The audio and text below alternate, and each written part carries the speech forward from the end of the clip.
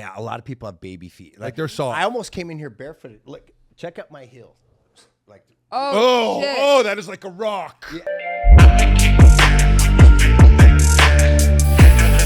What is up, you guys? Welcome back to the #1 mental health and addiction podcast, the Hopeaholics. I am your girl, Natalie Eva Marie, and these are my boys. I'm Chad. Hi, I'm Shane. Make sure you guys like, subscribe, and follow us on our socials and wherever you get your podcasts. Got a new episode dropping every Monday and Thursday. Please come check it out. This episode is brought to you by the Infinity Group.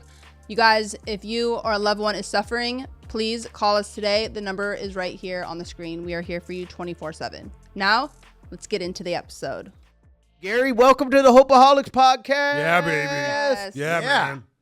Yeah. That's Yeah. I just want to say right away that I love nudity. Oh. But okay. yeah, it's Well, actually in one of our main videos that you let. all right. As a Well, matter of let's fact, see it. Should I be nude from the bottom? Oh, I don't, if not for them, I would join you, bro.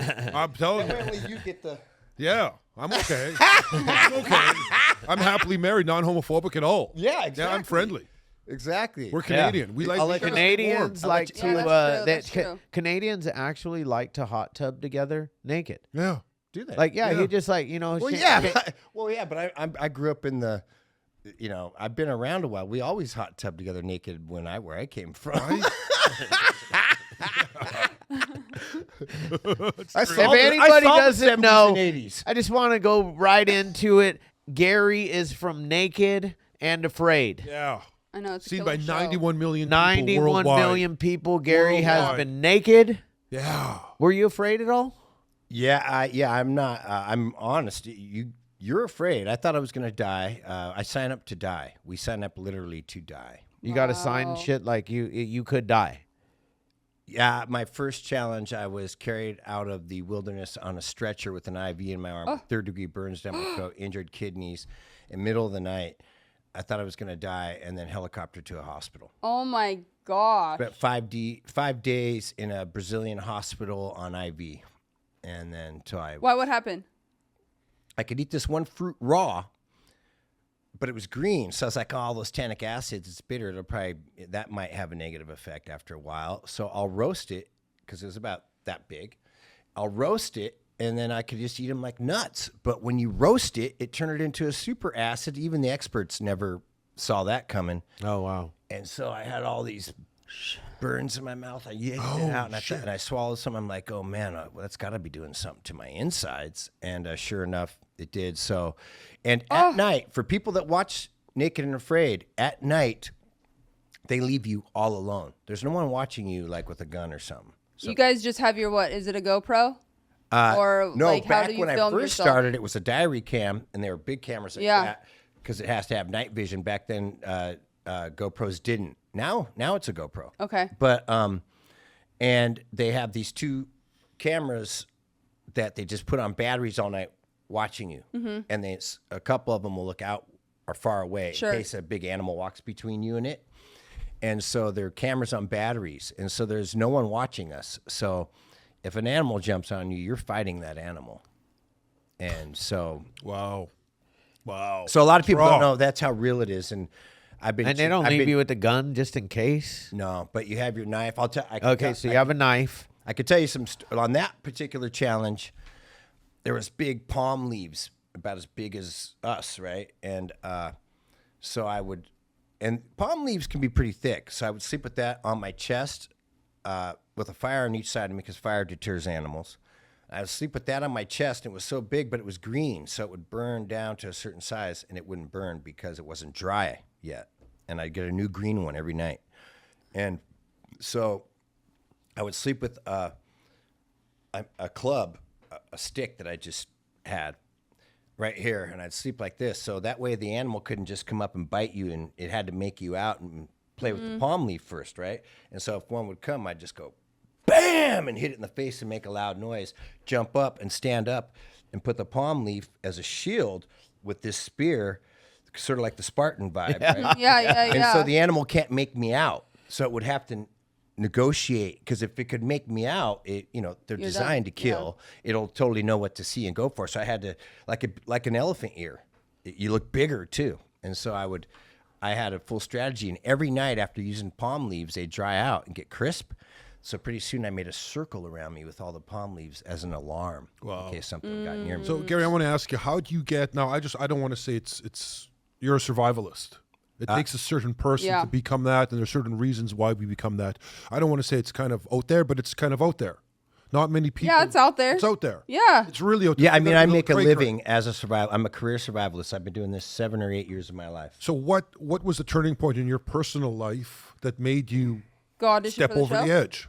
Oh, that's a good question. And I'll tell you, it started as a child where I would get let loose in my grandmother's backyard with bare feet, and my grandfather would be at work, and she'd be cleaning the house, and and in the backyard, she had all these, we had apricots, peaches, blackberries, pomegranates, oranges, lemons, strawberries. And she said, here, just eat these and just don't eat the seeds. You'll get a tummy ache, you know? And she would just leave me back there because it was so fenced in. And so it starts there as knowing that you live off of eating off of trees. I would have to say it starts there. And then when I was a kid, around 5, they had something called Indian guides, the YMCA, and we had to make our own moccasins, our own vests.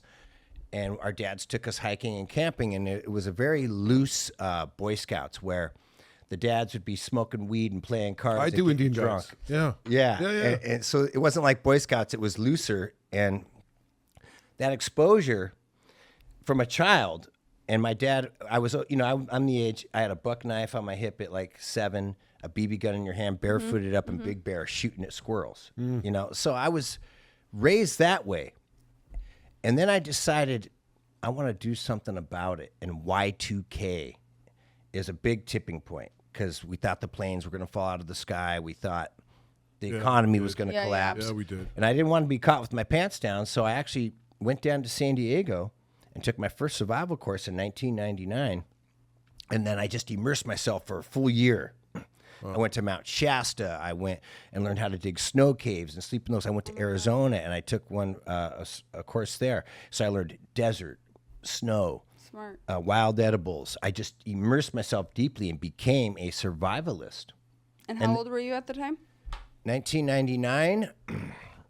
What's that, 25 years ago? Yeah. I was probably 25 years ago. Exactly how old you were born, bro. I was probably 30. Yeah. 2 or something. Exactly. And so that made me a survivalist. And then there's another tipping point, a big tipping point. In 2014, I went viral around the world. I got caught on camera saving a kid's life in a cave in Palos Verdes in the ocean. I brought him back with CPR. That went viral around the world. I became a teacher, a garden teacher at a school. And then Naked and Afraid, someone that had to do with it, saw me on TV and was like, whoa, and looked into me, and I had this perfect background. And then, so it's the perfect storm of my life and the fear of Y2K mixed with saving a life. And then, so the tipping point into becoming a survivalist and then the other tipping point was I was so good on TV that now for 7 years, they keep bringing me back. And so now every time I go, I am paid to grow and become more skilled. So I've turned it into getting paid to learn, but I suffer consequences. Yeah, that is why I lose 40 pounds a time, so I get paid to get tortured, for a living. Eaten by bugs, chased by wild animals, scared a lot. Yeah, we talked about it before you got here, and like I asked my 2 friends here, would you guys be able to go on Naked and Afraid? And the answer was no. From her, and he said he doesn't mind the nudity, but he's scared of bugs crawling up his butt or something That's like the that. whole thing, the survival whole thing. thing. I don't know Actually, what to eat. I wouldn't know what to eat. Actually, one girl Yeah. got 21 ticks in her vagina. This is what I'm talking about. That's right. That's exactly what. Can you imagine? No. Like, And what? they swell. First they're tiny, and then they swell up after drinking the blood, and that's when you find them. Yeah. Oh my God, is she okay? Or She's she fine. fucked No, she's gone back several times. Oh my God. Wow. She didn't So- get, Wait, she didn't that's get how Lyme that's disease. just probably doesn't know yet. No, this is an old one. Oh. And there's tick bite fever out there where you want to die. You get such a bad, you have to go to the hospital, headaches, and even the cameramen go down. So even if you're clothed, and you got to remember, we're tromping around with venomous snakes with camera guys and sound guys around us with snake guards on. Because my buddy Matt actually had to fight a cobra in the cave, spit in his mouth. Oh my God. But you know, if it gets in your eyes, is when that spitting cobra is bad. He was fine, but he knows what cobra venom tastes like. So we know things. And what I'm getting at is this. This is what the interesting part. I've been out there with like there's special forces or military guys. Yeah. They've never done anything naked. So after 7 times, I'm like, yeah, all right, let's see what you got. Because you learn things naked that someone with gear, boots, and all this stuff does not learn. And the insect part that you guys mentioned, when you stack firewood in your shelter, what else do you think you're stacking in that shelter? Tons of bugs. Centipedes, scorpions, spiders, snakes. And every time you throw a log on the fire, they run. They come rushing out. So I have to be able to keep my composure with scorpions running across me, because if you smack it, it's going to sting. So you got to be like, and flick, and they run under you. So, no, like I'm done. See, I'm not a survivalist. I'm just not. The bugs, I'm a gun-toting kind of a guy, but I don't know what birds. I don't know what berries to eat. I'll die from the berries because a plant. The poison or or I don't know how to. I can't kill an animal. I can't chop a head off. I'm just. Wait, that's actually what I wanted to ask.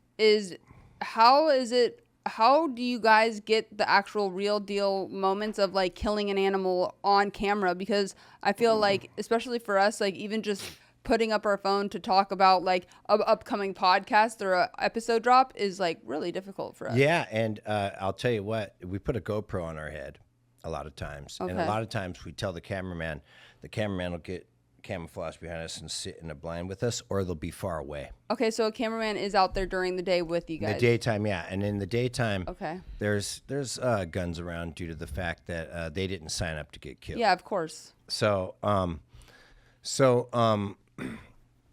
butchered and cut the head off of me and an animal butt naked, and so with blood all dripping down me. So and wild. And I lived off of my niche. What I'm known for is they call me the scavenger and the wild card, because I'm also the craziest, wildest one on the whole show. But what put me on the map was I found a big dead antelope, and I chopped its head off, and I ate it in front of everyone. And there's maggots on the back end of the animal, and they wouldn't eat any. And so I just kind of picked on them because they were talking crap, and I just lived off that head for over a week. So, and then, in the last season of one called Last One Standing, I lived off a pot of maggots for 3 days. Oh. So you ate the maggots? For 3 days, yeah. Maggots. Yes. That's what he said. Yeah, maggots. I'm just making sure. Yeah. Those white things that... Yeah. And I could tell you things like... So people will debate with me. A lot of protein. Yeah, I'm like, you can't do that. How come you eat like that? And I'm like, no, I'm the pro. I give the lessons. You pay attention. So there's ways to cook anything. You know, you could cook a pile of dog crap and eat that if you cook it right. So on Naked and Afraid, do you guys is it like 10 items that you're allowed to bring? Isn't that right? No, that's a different one. Oh, okay. Where they go out alone. And if we got 10 items, us Naked and Afraiders kind of make fun of that, because we're like, oh man, yeah, that's they get clothes and they get 10 items. Right. So they have a base 10 or 20 items. That's like shoes count. Sure. And then they get to pick 10. We always joke because psychologically we've been tortured more. Give me a pair of shoes, man. Yeah. You know how hard it is to gather firewood with thorns everywhere, barefoot? Yeah. Just a pair of shoes would multiply your efficiency. Yeah. And how long are you out there for? What's the total? They've done ones for 60 days, and I've lasted about 43 on some, and I did a 21-day one alone in Belize. I lived off tarantulas. So I eat tarantulas. This is a crazy one that you guys might have heard about. Did you hear a few years ago about a guy that ate a dead baby dolphin off the beach in Laguna? It was in the OC Register. Oh, no, I did not. Goodness. Was that you? Shut up. Yeah, and I got fined by NOAA. And no way. it went viral around the world. they were pissed at me, but then they realized. I said, "What? I'm proving how real your show is, man. I'm doing this in my everyday life." I had a dead coyote off the road in Cambria a few months ago. Oh, see, that's what I'm talking about. Shit, I'm talking about. See, I can't. I think this episode might go viral just for because sure. it's the strangest episode I've ever. It is. I'm going to ask a stupid question. You've asked a lot already. Okay, fair enough. So obviously we're dealing with nudity. Yeah. We're dealing with some sense of desperation at times. Absolutely. Yeah. And you have opposite sex in there. Mm-hmm. Has it ever? You know what I'm saying? Has a relationship? I don't think they're together though, right? Say whatever you got to say. Has there been? Oh, you are. Has there been boning going on? I've heard about some.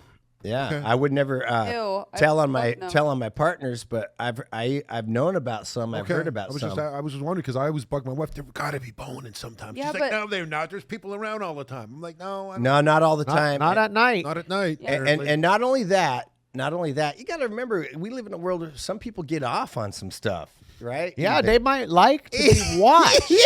Like that's called voyeurism. No, but I'm talking about like I'm there's in. no way because you're like so stinky and gross. Like I couldn't. You know at what? all. Everybody's stinky and gross Yeah, though. I like that. No. Yeah. Ooh, God, you're no fun. I know. I'm not. Sounds like I know. You sounds like it kinda- all clean all the time? Yeah. I like it stinky and gross. Yeah. No, but but no, listen, here's the funny thing about that. People just go, "Oh, you guys got to smell and everything." I'm like, "Okay, let me ask you, what makes your feet smell?" Shoes. Socks and Yeah. shoes, man, sweating in them. Yeah. What makes your armpits probably smell most Yeah. of the time? Yeah. Just Trapped in the clothing. 100%. We're butt naked. Your feet don't stink. You're breathing. Your body's breathing. Oh yeah. What about teeth and toothbrush? The How whites would of you our do? eyes get super white because we go into ketosis and Oh, stuff. yeah. And I've not eaten for 10 days. And so it's funny when you look at each other, the whites of our eyes get really white. And toothbrush, you use charcoal or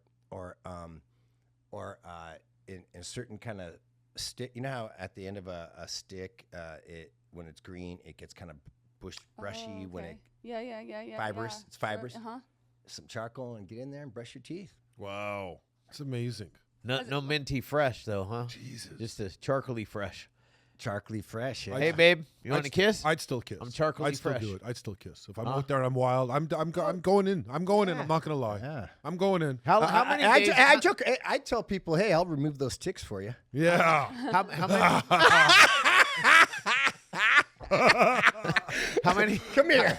Bend over. How many days would she? I'll tell you something. With Gary, I think I could make it as long as him. I just sit there. Well, I'd follow Gary. It is smart. I had one partner, the girl that really listened good. If you're egoless and you're out there with someone Egoless. experienced, you're not trying to be all macho. Yes. And then my experience can be put right into your 100%, body. 100%. And then it'll be do this, do that, and then it'll get Here's the ahead. thing, though. I have very sensitive feet. A lot of people have baby feet. Like they're soft. I almost came in here barefooted. Look, check out my heel. Like, Oh, shit. That is like a rock. yeah, it's like. Oh it my feels God, like leather. that is- My foot feels like a weathered. moccasin. It's like a moccasin. Yeah. It's like a dry piece of meat you have on there. Yeah. Yeah. Well, leather. Actually. Leather. It's like a Skin dry is piece of leather. It was hard. So I'm It was barefooted all the callousy time. and I almost hard. never wear shoes. I almost came in here barefooted. Have you heard of the Barefoot Dutchman that's walking from Santa Monica to New York City for men's mental health? No. 5,000 kilometers or 5,000 miles or whatever. No, that's kilometers. It's Kilometers. like 20, 25. What was it? Yeah, no, it's like 3,000 miles or 3,000 something like miles or that. something. World record. World record. Yeah. He's doing it right now. Oh, His really? feet are Yeah. fucking jacked. Jack. Jacked. See, that's a walk every single day through whatever conditions there are out there. Just like you when you're out there. Yeah, and believe me, the ground gets hot. Yeah. Yeah. Or if you're walking in the winter, your toes will get numb. Yeah. Frostbite. So have you done it in the winter? And I do haven't. They don't put you in a place where you're like snow, right? They have on two separate occasions for some people. One guy, his name's Wes. He actually part of his toe got frostbite and lost part of his toe. See. And because man, you ever even with shoes on, you walk in the snow, your feet Yeah. will start Oh hurting. yeah. Hell yeah. And so, but I've never done one. But I've been out on challenges where at night, Africa gets cold. It's in the 40s. And I've been in the 30s even in Louisiana. And you have to sleep this close to the flames. And so I often get a black stripe running down my back because you got to burn your skin to keep your core warm. So you cook yourself. And if you lay with one arm near the fire, this arm's hot, this arm's freezing. So you got to put your back and it evenly gets your core warm. That's something that I know that your average person doesn't, right? So from being out there so much. Has anyone died? No, but one of them was in the hospital with spinal meningitis for a month, which has a 45% fatality rate. I thought I was going to die on the one that I told you about in Brazil. I was blinded for 3 days in the Amazon. I had to go to the hospital. I chopped a tree and got sap in my eyes. But one woman, I believe, she was on a walker for a year from dengue fever. We get dengue fever, malaria. So we sign up for diseases. So it's funny when people say, oh, that's reality TV's fake. That's fake. I'm like, yeah, I'm faking 44-pound weight loss, going to the hospital. Dengue fever, mosquitoes, and malaria don't play by a script, you know? Yeah. Oh, my gosh. You got to be a certain person. You just can't. Your everyday Joe just can't. I mean, like I said, that's why people watch it, though, because your everyday Joe wants to feel it. Can't do that, and so they want to. Plus, everybody. I mean, not everybody, but pretty much everybody is fascinated by nudity, right? Just somebody's fascination. Just the whole thing. Like I could be scrolling through TV and I see naked, and then I'm like, stop. I want to click on that. Yeah. Yeah, let's be honest. There's a clickbait there, and I was told by a producer and that that what inspired the show was one of the top dogs or whatever was at a hotel and there was a Bible. You know how there'd be a Bible in the drawer. Yep. He told me it was Gideon's Bible, and he opened it up and it said, "And Adam and Eve were in the Garden of Eden, and they were naked and they were afraid." So if you think about it, the show started with a man and a woman at first. That's how it first ever came out together. Cool. And then there's that part after the apple when their feet start hurting and they're ashamed. Yeah. So it's kind of based on that. Because that's why you meet a stranger you never met before. You walk up on them naked and you're like, you've got the shame part. It's the book of Genesis. Part. Yeah, it's great. Yeah. So awesome. Kind of the inspiration. I like that. Yeah, so do I. I didn't know that. You know what? That's inspiring me to watch the show. That's cool. And then when they added on, they moved to a 40-day one called XL. And now no one told me this, but I just how long was Jesus out? 40 days and 40 nights. Yeah, exactly. So there's a certain, I think, a biblical inspiration to it. Very cool. Wow, that's actually really cool. Well, I kind of feel like just your whole life leading up to even getting on the show was at least some type of spiritual journey in and of itself where you had zero idea that this was going to happen in your life, nor did you didn't go to a casting call. You got called is what I'm hearing from you. Is that correct? Yes. You didn't see a casting call. It didn't just, somebody reached out to you and said, hey, you should come to the casting call. Yeah, you're made for this show. And so this is tattooed on my back. Real big. Consume as little as possible, ladies and gentlemen. And we are about to see him naked. Okay. Nice. Look at that. Wow.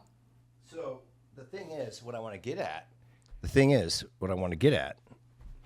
is I've infiltrated mainstream media with a message for the world. This is trademarked. And after my first challenge, I was going to go to Africa and do a 40-day one. I knew my name would be bigger. And I said, I believe in this so much, I'm going to tattoo it on my back. And that's what turned me on to this podcast. And I saw it too. I'm like, a lot of what you do is about consumption. I had to go in my life a while back, get rid of certain consumption. And so basically, I'm the only survivalist on the whole show or challenge that's allowed to wear his logo on his clothing. Oh, wow. Because they believe in it. Nice.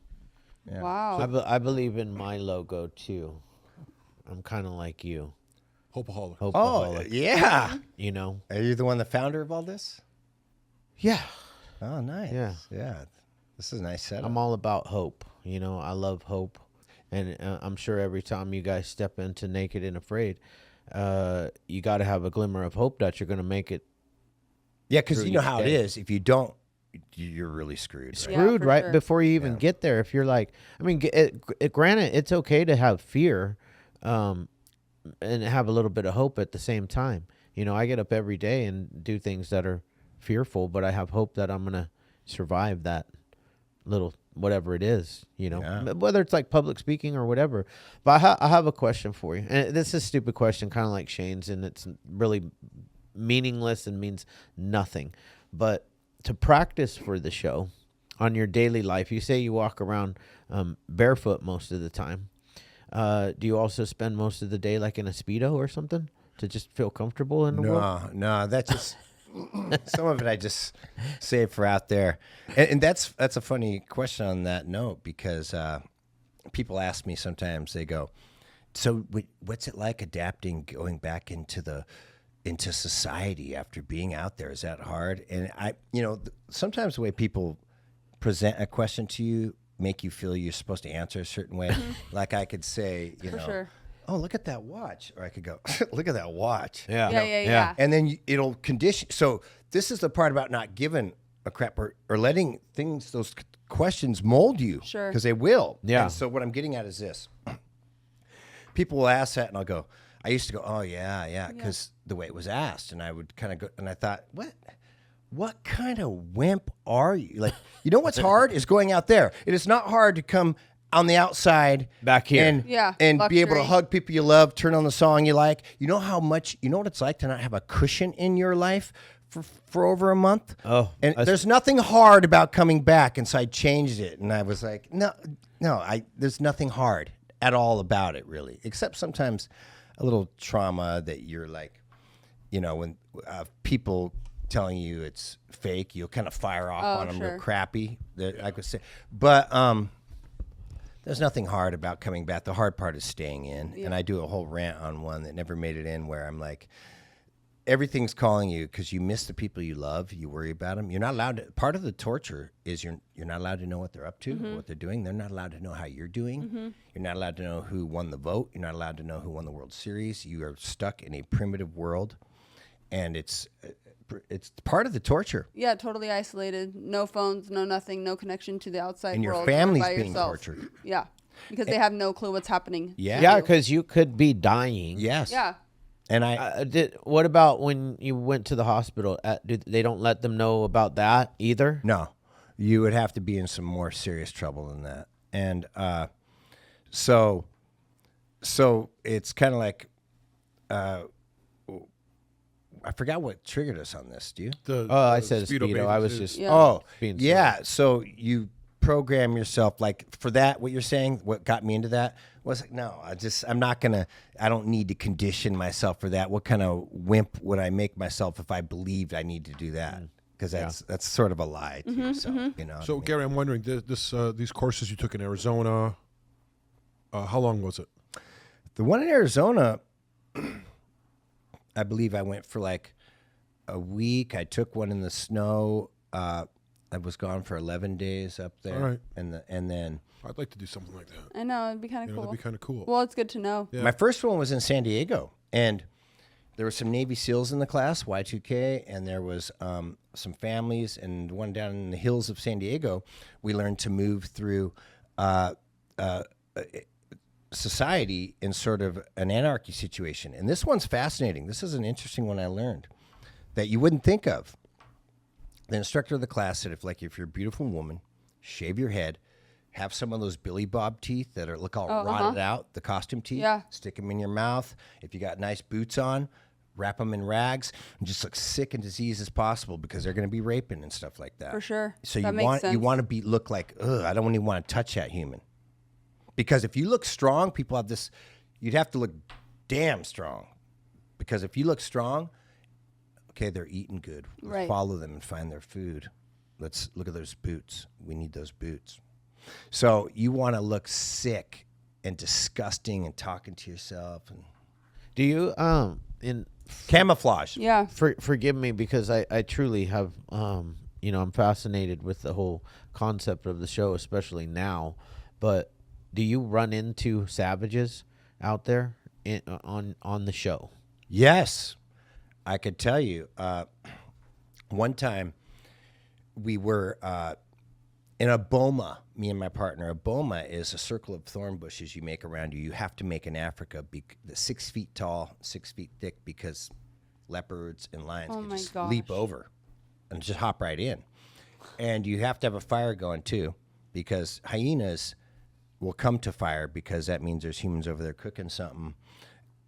And if you don't have a fire and you just have a boma, they'll rip it apart and start tearing it apart. But if you just have a fire with no boma, they'll walk right up to you. So you have to have both. And what I'm getting at is we built this boma. So we had to move because the elephants, there was all this mud on the tree, and it was their rubbing tree. And if an elephant came right up next to us and then we startled them, they'll stomp you out. Elephants are not nice. They're not nice. So I'm going to get into this in a minute. And so we had to move. And then they said, all of a sudden, the rangers, because the men with the guns, they're called Afrikaans. They're the Dutch that, went over in Africa, and they're the farmers over there, and they're also the rangers. And they said, you guys got to stay in your boma, because we had a new one. Do not leave it. Turned out there was some poachers using our old one that we built to sleep in. And now what I'm going to tell you about poachers, because you mentioned savages, this is Africa. Africa is wild, dangerous. And so when you see a poacher, because I hung out with an anti-poacher in the hotel before, and I said, how many people do you kill a week? Or how many people do you kill? And they said, about 1 a week. And they explained this to me. Poachers are highly trained military men. We're talking about, they're not poor people out there trying to take down animals. They're highly trained, and so they're good shots. And you're talking about men that aren't scared to walk around at night amongst lions and hyenas. So if you see a poacher, they shoot him right away. The last thing you want to do is alert them to you, because then you're in a gunfight with highly trained individuals and you could die. So when they see him, they shoot him instantly. And so no questions asked, so they're like, oh crap, there's some poachers on the loose. And so it was a fear that if they walked up on us at night, what they might do to us, because we knew they were around. And I would see native men, we're at a border of Botswana, native people walking off in the distance and just dropping down and drinking the water like an animal, because you know how we can't drink water in Mexico or whatever? Well, same there, but they're raised on that. So I would see some actual energy like that. I have a question. Before you guys actually get dropped off at whichever specific place that they decided to film the show, like you talked about, you guys had a instance where it was Africa. Do you get told beforehand so that you would know to make something like that? Like, you said a boma? Boma. Yeah. You know what I mean? In that aspect, where, because obviously different climates, different countries, different areas require different types of, I guess, modalities. Knowledge, and also like the animals and things of that nature to know about, to even have kind of a fighting chance to live amongst them. Yes, they try to keep you in the dark as long as possible, but then you'll get the plane ticket that comes a couple weeks before, and then you'll start doing your research. They'll have experts that kind of brief you a little bit, so you're not completely in the dark, so like you actually have a fighting chance. Yeah.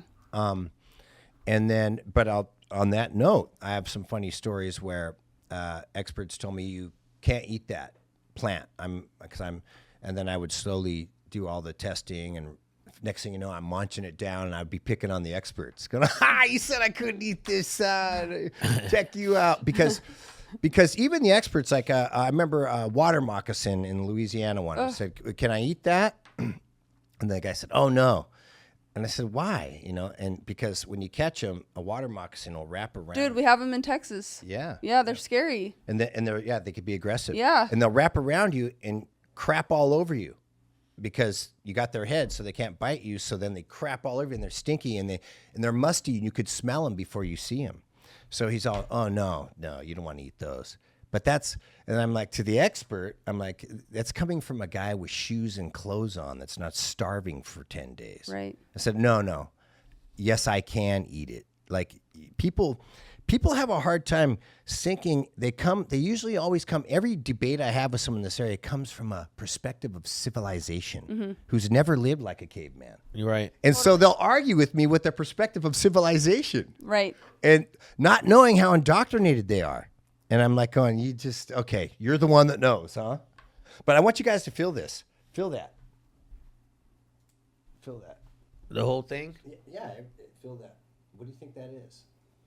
Seems like a wire of some kind. Yeah. Yeah. But you're gonna tell me it's an Elephant woods. tusk. Elephant hair. Wow. Oh, wow. Feels like plastic and wire. Wow. That's the elephant hair that's on their tail.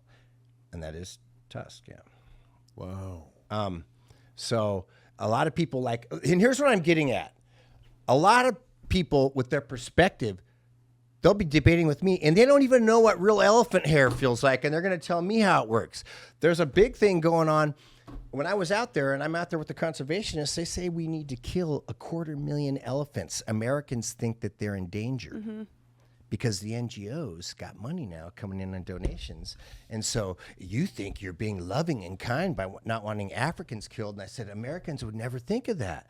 And then they said, yeah, we call you greenies because you guys protest, and now you're damaging our parks. And I'll give you one example, Kruger. And I like to do this because how people are stuck in the matrix. And I think it even has to do with that addiction or anything, because you were programmed to think certain things are cool. Yeah. And Kruger can only sustain 4,000 elephants. There's 40,000. So now what's happening, what people can't fathom, is they're knocking these trees down. They strip the bark. There's these now endangered owls that live in the treetops that now don't have homes. The rhinos, all the green is being eaten around the water. It used to be 1 kilometer away. They'd put their baby in there, go drink, and come back real quick. Now it's 8. By the time the rhino gets back, the hyenas have eaten it. Then there's the giraffes that don't have any more acacias to eat. So the elephants are actually killing everything else. And here you think you're being all loving by wanting to save elephants. We just had Robbie from Blood Origins. Yeah, Robbie from Blood Origins on our podcast telling us all about it. He's a hunter, but he's also I would say conservationist. Conservationist. Yeah. In the sense of bringing that education because of exactly what you just said.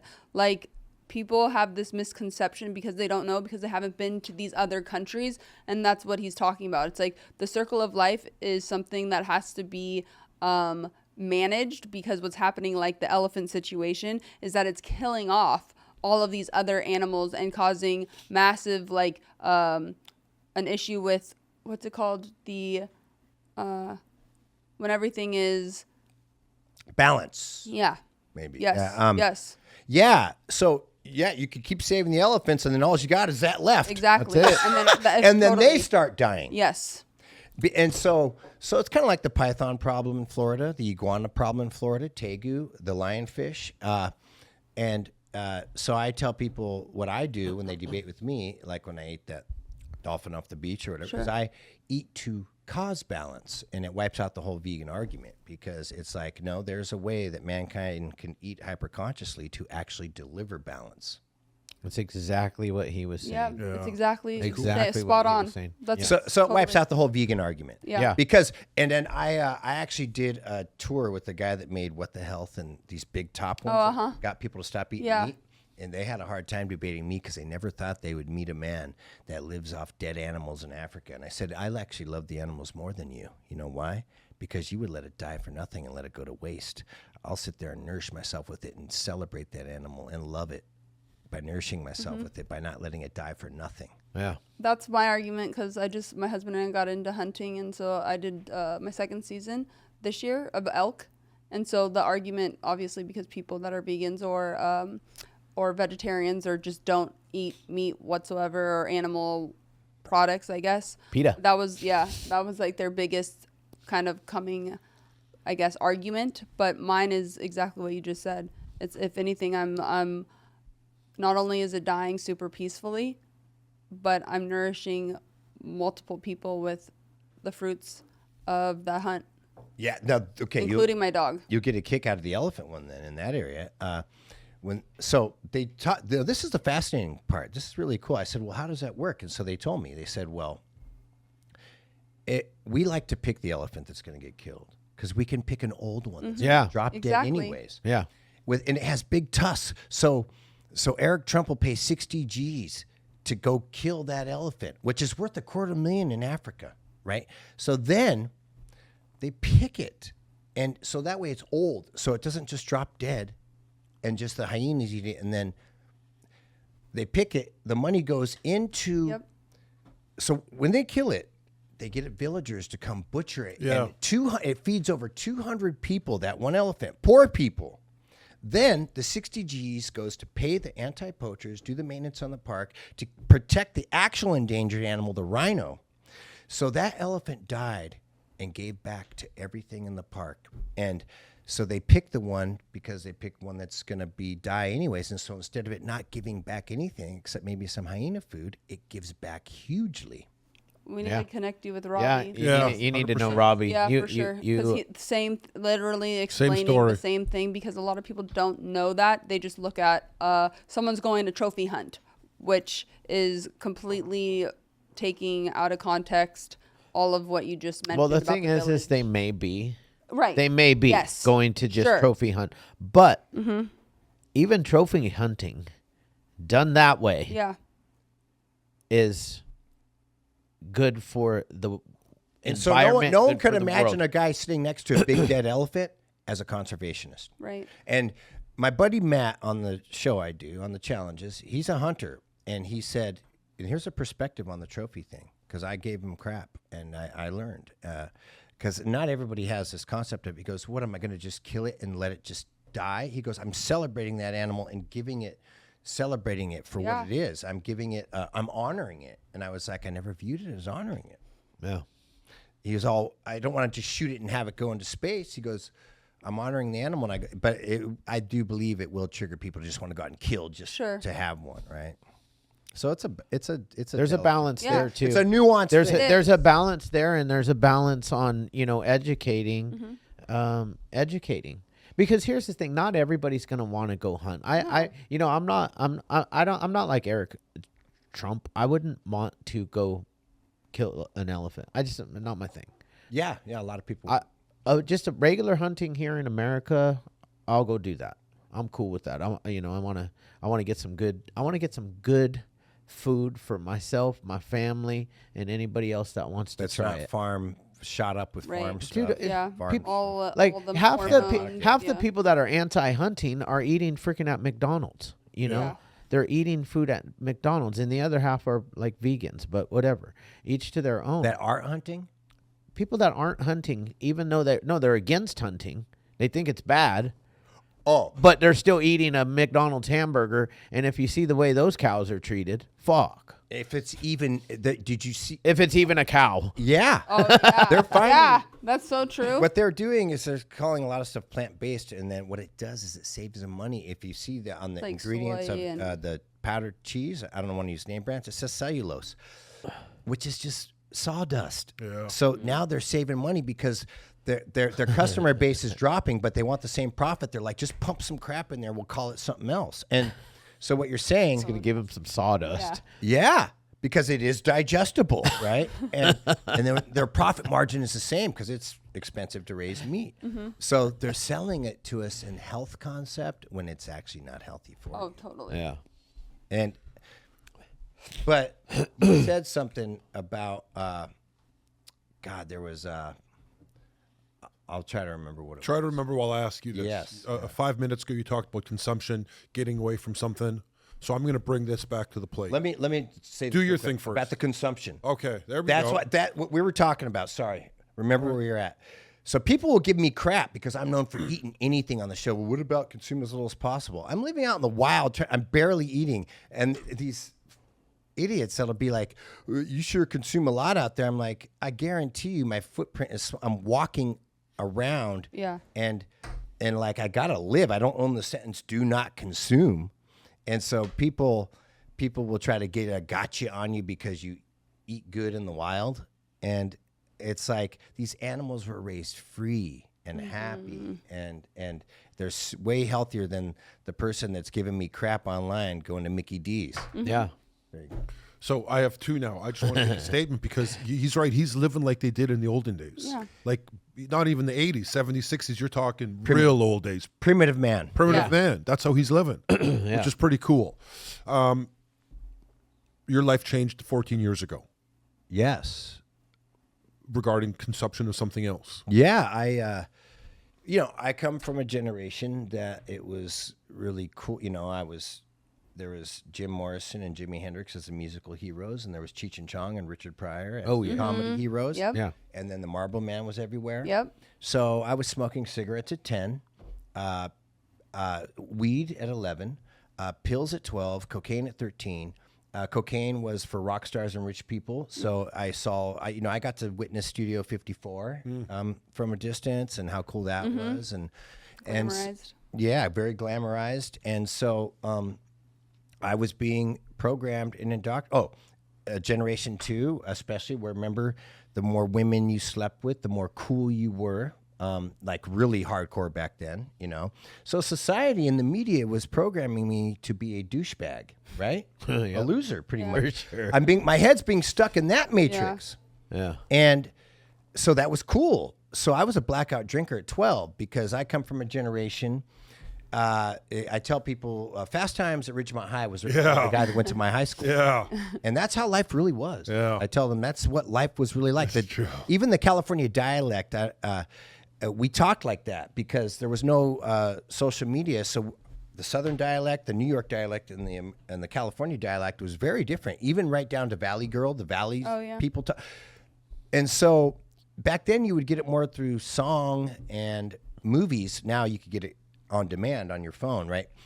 So we were more separated in a way in how we thought. And so I tell younger people, Fast Times at Ridgemont High, that movie's not even slightly exaggerated. And so I went down that path, and I was, it was cool to smoke weed, listen to Black Sabbath, and smoking and tripping is all we do. Sweet Leaf, the song, and so that was cool, man. You wanted to be like Jim Morrison and Hendrix and smoke weed and take LSD. And so at 12 years old, we'd go on our motocross bikes. And you got to remember, in that generation, when you turned 16, it was like a rite of passage. The parents bought a keg for your birthday party, and they didn't go to jail. So we'd ride our bikes around the neighborhood. I think I have a scene of this even in Dogtown. They're riding their bikes around, walking into kegger parties. That also movie touches very much part of the world where I'm from. So basically, we would ride our bikes and listen for loud music, walk in at 12 years old, pump the keg. The 16-year-olds, 17-years-olds would be all right, kid. And I was a blackout drinker at 12. And that was cool as hell. I was one cool guy. You wake up, you have all the funny stories about all the stupid shit you did last night and how you're laughing at it, programmed with that reverse pride they talk about in the book, right? Mm-hmm. And you're taking pride in being a dipshit. Mm. And then I had to wake up, and that didn't happen for me. I really got hit hard. I got healthy for a while in my 20s, and then at 30, I did a line of blow at work. That night, I didn't smoke since I was 17, grabbed a cigarette right after that first line, and I was off and running 30 to 40. 30 to 40 was my worst decade. And the age you're supposed to know better. And I finally snapped out of it, at 41, out of all times. And, the best really kind of years in your life to be achieving stuff. And thank God I did. I broke out of the matrix.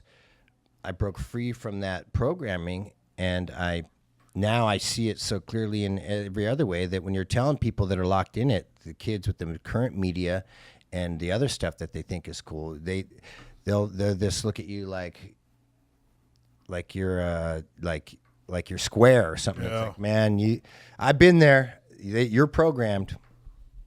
There's other stuff to take pride in. So I'm still, what I found, and we get into this, you think you have to be boring, and you think that your life has to be square. But then with my life, I'm like, oh no, you could be, and I found it. I got to keep all that bad boy energy and all that angsty shit and just be a wild motherfucker and just be crazy as shit, and still keep that.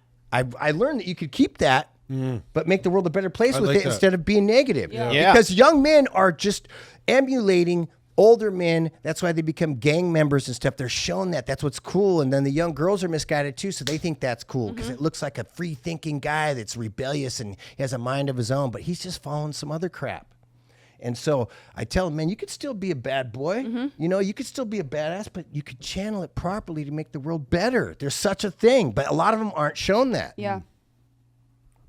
I mean, like that's why it's so important. I feel like we kind of tried to emphasize that with the podcast and everything, Yes. of like consumption of like what you're putting in your ears, because you talk about it all the time with like these rappers, especially current times, what they're talking about. It's not cool, but it's telling the younger youth that it, you know, they're popping this and doing that and they're like partying and they're rich and they're living the life when it's really not the life. And then also I feel it's really important to emphasize, just when you get sober doesn't mean you're all of a sudden going to be a dud.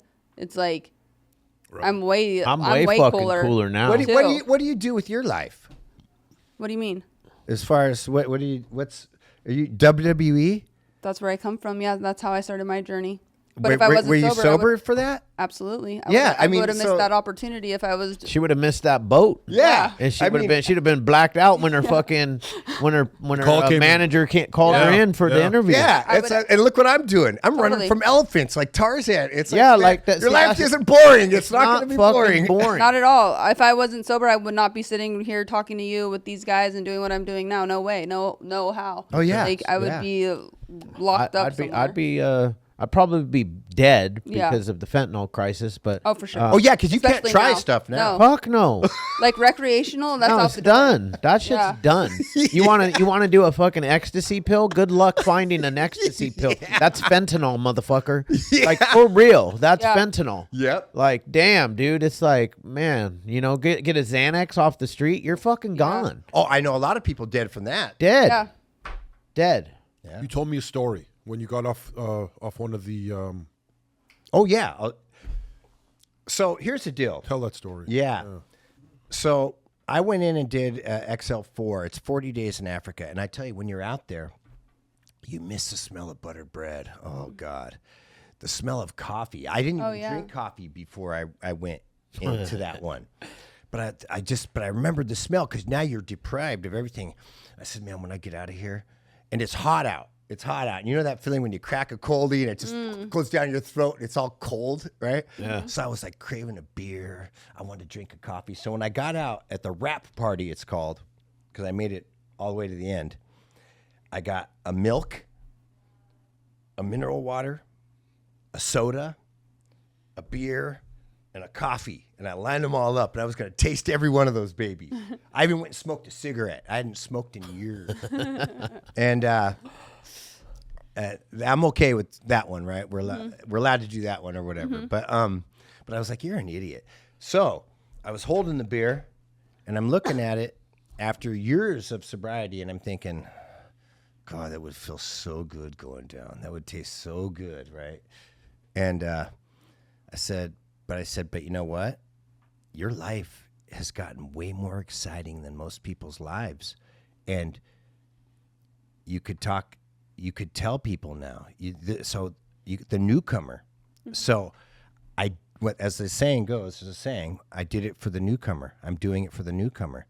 And the newcomer, and those of you listening, if you're new, you're the one, even me right here, right now, talking to you. If you're new, I did it for you. I put it down. I said, no, because I'm going to be able to speak at meetings. I'm going to be able to speak on podcasts and tell you, man. And so I can actually say literally that the newcomer made me not drink that beer. Nice. Yeah, it's amazing. And Nice. So you keep me sober. See, yeah, the newcomers don't know that they keep us sober. Yeah. You know, I want to be able to tell you how rad life is. In so many different ways. Like I see somebody coming in pain, and it reminds me of how much pain I was in and how hard it was to get to where I am right now today. And I'm like, fuck no, I don't want to do that again. Yep. I don't want to do that again. Right. Like, I don't want to do that again. Yeah. No drink, no totally. drug, no fucking nothing. Because you know what? I could walk through everything. God, man, you guys, okay, you're making me emotional with what you said earlier and what you're saying now. Because, like, I'm a strong guy that gets paid for his mindset on TV and living off the land. But I'll tell you what, when I first got sober, I laid in the fetal position in my bed all day because I didn't know what to do with myself. I went to 5 meetings a day, and I like to tell that part of the story. Say, even I was scared of a cat's meow when I first got sober. This strong guy you see, I had to work that muscle and build it again, right? Because I crippled myself and retarded myself by relying on a crutch to date, to be the first one to dance on the dance floor, to act crazy. And so now I'm known for crazy because I tapped into not needing anything to just let that all hang out. I've been thrown out of bars for dancing on the bar completely sober. And I remember the bouncer looking at me like, you're not even drunk. And I'm like, nah, I'm just having fun. I'm still a bad boy. Shane. Yeah, I love this guy. This guy's got one up on you, buddy. Yeah, I mean, you are fucking hour crazy. Yeah. But this guy's guy, worldwide crazy. This guy, he's worldwide crazy. I mean, He's naked I and want you to see, because like if when we do get that reality TV show, that's fucking. This is it. You gotta let. That's when the fucking leash comes off, Shane. Yeah, baby. No leash for Shane after that. Yeah. They. I mean, you don't seem like anybody ever leashed you, but we got to keep Shane on the leash every once in a while still. Yeah. But you get out there, you do your thing, and like you said, you just act yourself the whole show. And there's probably some good shit in there that they don't even put out, dude. I'm known as the funny one and the crazy one, all the above. Yeah. And I just unload, because here's the thing: you can unload if you know your heart is good, right? And then I don't care what you think of me. Yeah, who cares? Yeah, I don't care. And I do these gnarly Robin Williams style rants, but only more crazier. Yeah. Where I'm just going on for like minutes. I could get in a hot one, right? And I've cussed out the production, and I'm cussing them out and calling them names, and knowing the camera's running, just not caring. And I tell them, hey, I'm going to give you a lot, because they'll edit it, they'll take some of that and they might utilize it even for a clip, and I just don't care, because I'm like, hey, I'm giving you lots of sculpt and work with, and do whatever you want. Yeah, you're giving them gold. Yeah, and so I know, so I'm okay. I just go crazy. I go nuts because I'm like, I know who I am, and it's funny because a lot of them hold back, and that's why I'm known as like the wildest. And then the other part of the question is I was going to ask you is, I'm going to assume that most of the other people on there aren't like sober, so they're just fucking.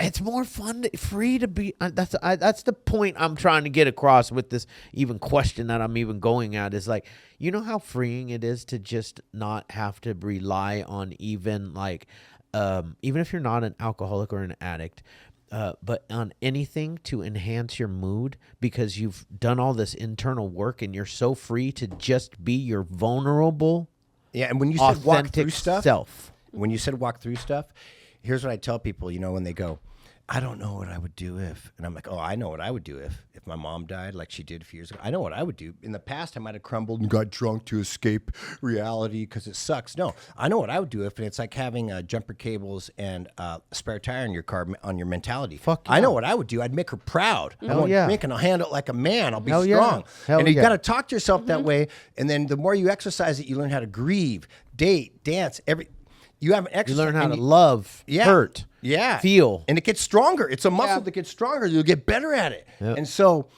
like I say, I always know what I would do if. I'll make whoever died that I love proud. The last thing they want to do is look down from heaven and see me bawling my eyes out and crumbling and getting high. Hell yeah. So I'm going to make you proud, Mom, or whoever you loved, right? Yeah. And I'm going to handle this like a man. I'll be the one in the family that keeps it tight and together. Right. Yeah, the one that people power in there. That's like David Goggins shit. He talks. Yes. David Goggins talks about like he trains for life. He doesn't like running. He doesn't like training, but he's callousing his mind. He's building his mental muscle. So that he literally says it in one of his embrace the suck. Yeah, and he says, you know what? I'm callousing my mind, so when I do get that phone call that my mother is dead, I've already trained for that moment. Oh, yeah. And I love that. People are so scared. This is how we have to talk to ourselves. Maybe they don't believe in like an afterlife or something else, but like, if somebody in my life dies, I'm with you, man. I am going to live for that person to make them proud. I mean, I'm saying I get emotional because like I'm doing it right now.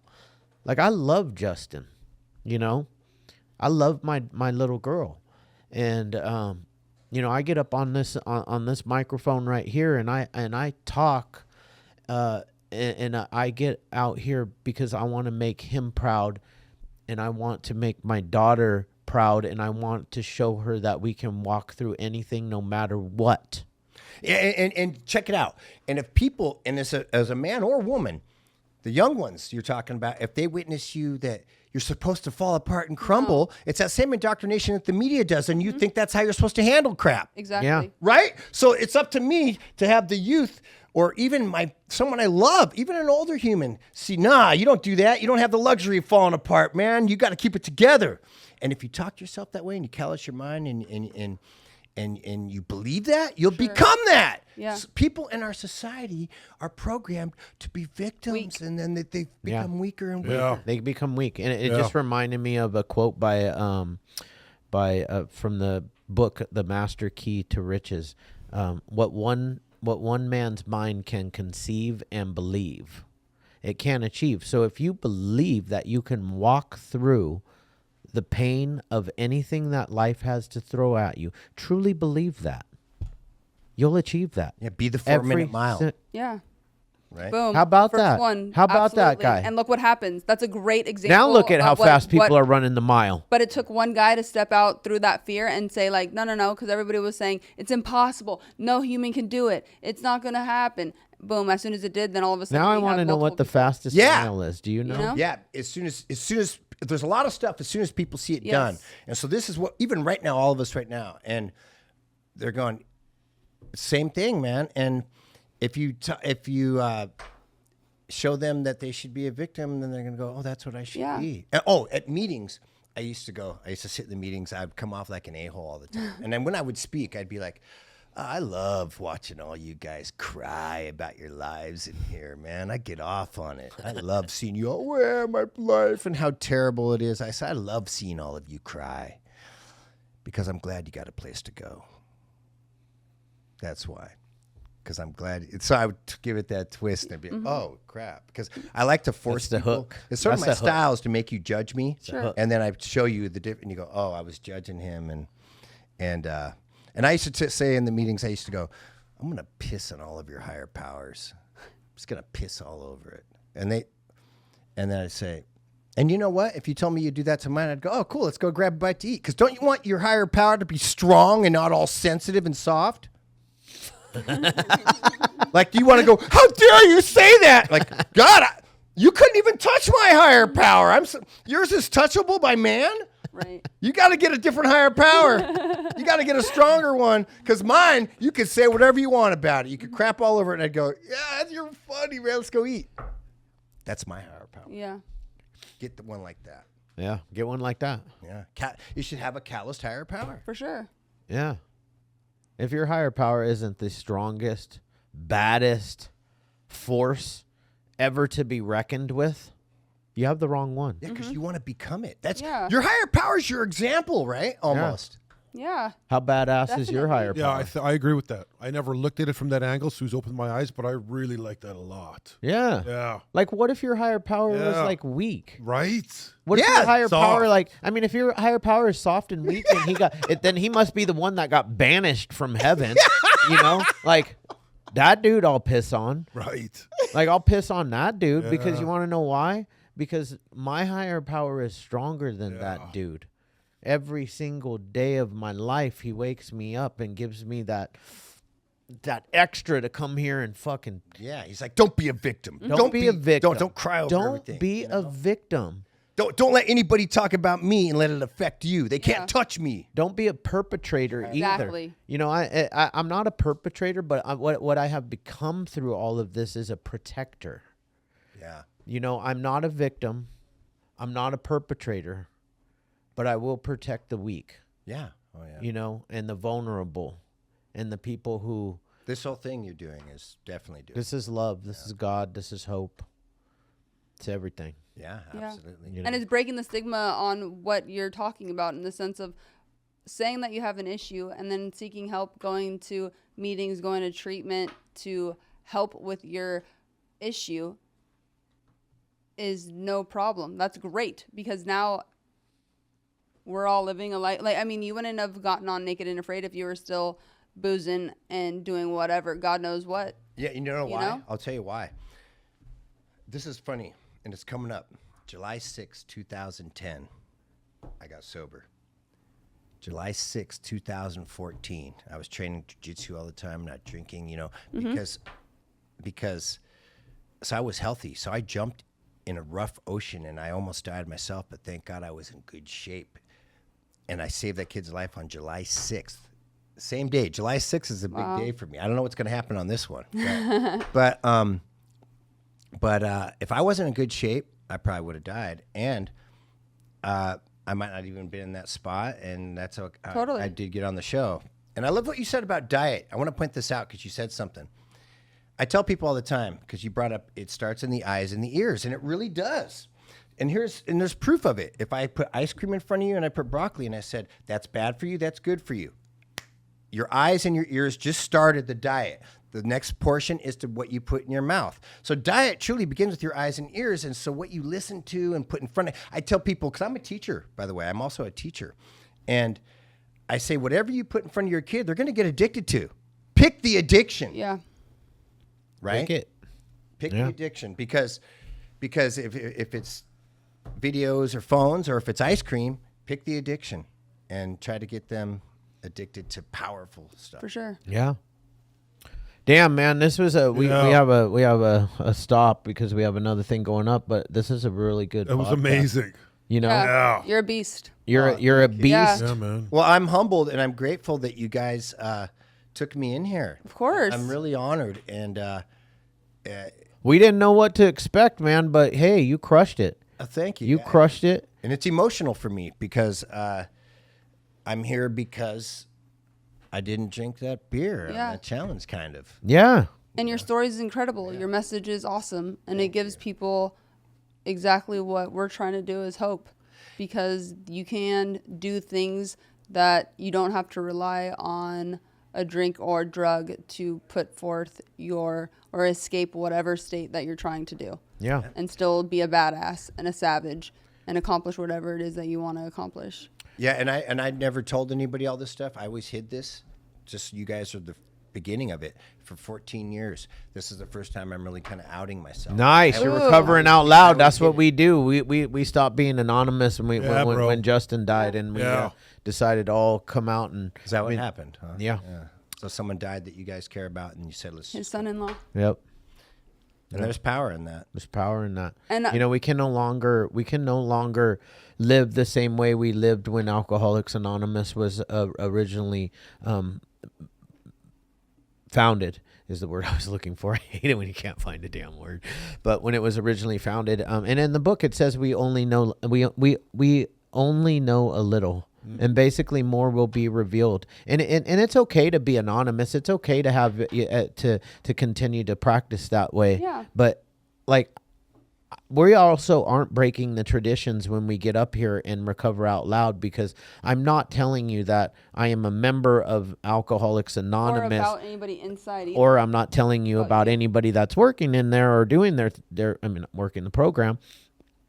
I'm just out here telling you that, you know what, I recover out loud. I'm willing to walk through life publicly so that people know that help is available.